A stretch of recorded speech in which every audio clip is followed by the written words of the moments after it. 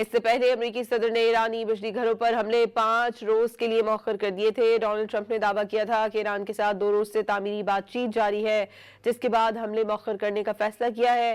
मुज़ाकरात पूरा हफ्ता जारी रहेंगे। मीडिया से गुफ्तगू में यह भी दावा किया, ईरान के साथ मुज़ाकरात में 15 नुकात पर इत्तफाक हो चुका। ईरान कभी एटमी हथियार नहीं बनाएगा। यूरेनियम अफजूदगी बंद करने के साथ साथ अफजूद शुदा यूरेनियम भी हवाले करना होगा। ट्रंप ने यह भी दावा किया कि मुज़ाकरात के लिए ईरान की जानिब से राब्ता किया गया। वाज़ेह किया कि डील ना हुई तो बमबारी के सिवा कोई रास्ता नहीं होगा।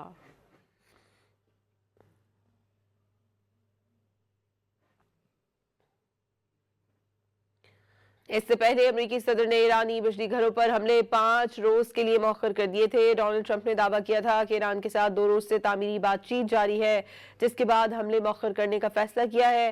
मुज़ाकरात पूरा हफ्ता जारी रहेंगे। मीडिया से गुफ्तगू में यह भी दावा किया, ईरान के साथ मुज़ाकरात में 15 नुकात पर इत्तफाक हो चुका। ईरान कभी एटमी हथियार नहीं बनाएगा। यूरेनियम अफजूदगी बंद करने के साथ साथ अफजूद शुदा यूरेनियम भी हवाले करना होगा।